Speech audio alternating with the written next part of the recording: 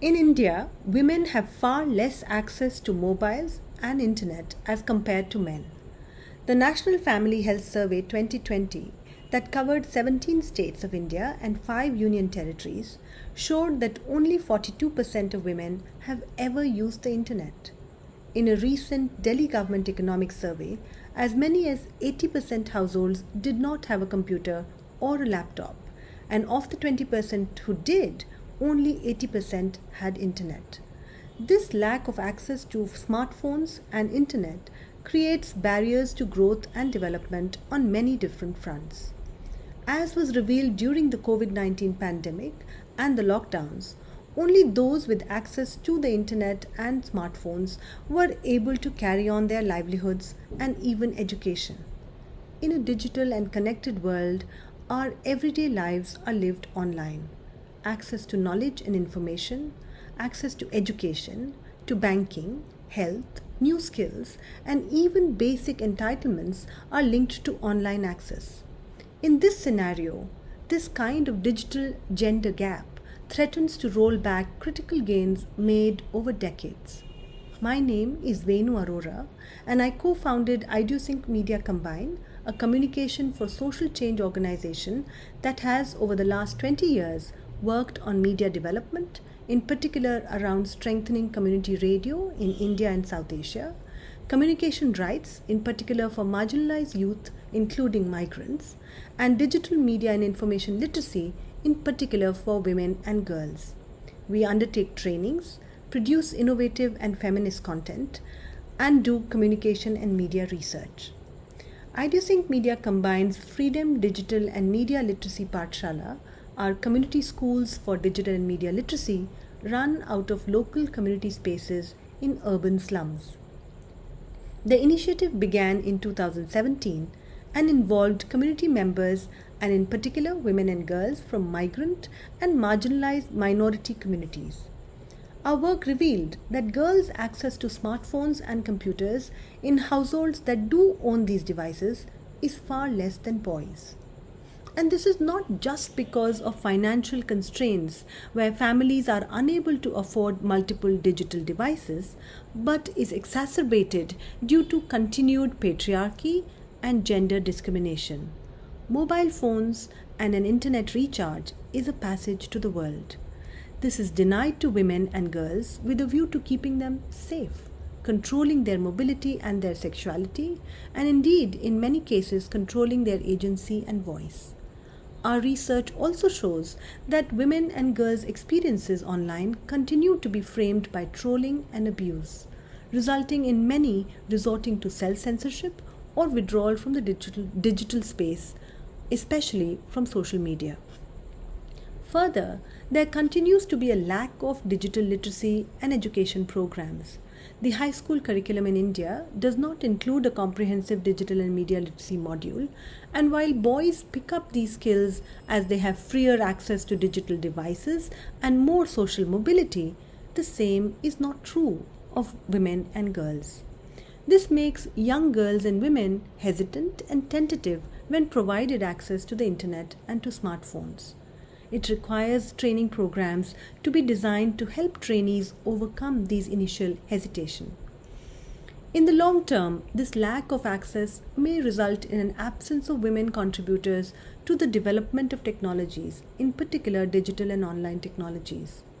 This lack of participation of diverse women from diverse social and economic backgrounds will result in an online world which will be discriminatory and marginalizing towards them and towards other genders.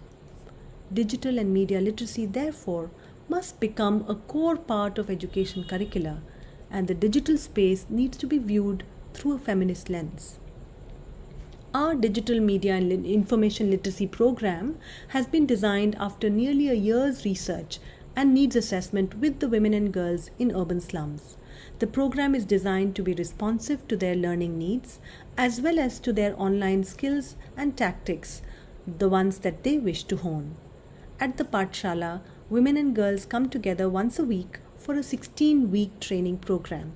They learn about smartphones and mobile apps, privacy settings, online banking, online payment application, travel bookings, searching online for information, including news, navigating social media. And also, the curriculum includes learning to record and edit audio, video, and photo stories. At the end of this training program, many trainees continue their engagement with the program as Freedom Fellows and community reporters. The Pathshala has a bag full of mobiles. Girls over 15 are welcome to join the Pathshala, and the Pathshala is also open to women and boys. The Freedom Pathshala hosts a feminist library with books curated to help fellows make sense of the world from a gender equality lens. The fellows manage a WhatsApp radio which has over 500 subscribers from local communities.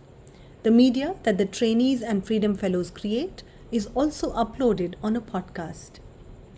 Fellows are producing content under podcast series titled Women Who Talk Too Much, Love is Part of Life, and Free to Speak, apart from local information pieces. Once a month, a Munadi Wali rickshaw or a public announcement cart travels the bylanes of the community with a large loudspeaker, stopping at strategic locations for a community audio listening chopal or gathering. As evening falls, the trainees put up a white sheet on the community wall and screen short films that they have made, and other films curated to foster a discussion on gender equality and communication and media rights. Once every 3 months, the program holds a community event to enable the local community to engage with freedom reporters and for the reporters to update the community along with local elected representatives about critical issues impacting the community.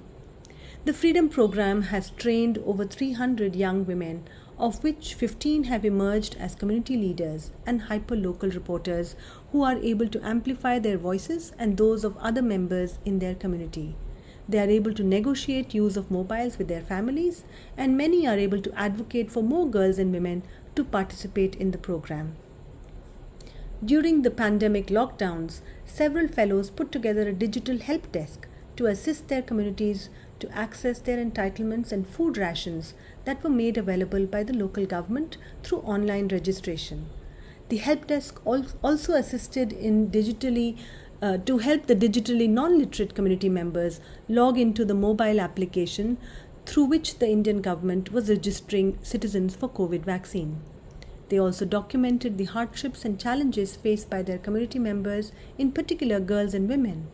The COVID Special Freedom Community podcast highlighted increase in domestic violence, alcoholism, lack of privacy, and other such critical issues, and amplified these concerns to the larger community.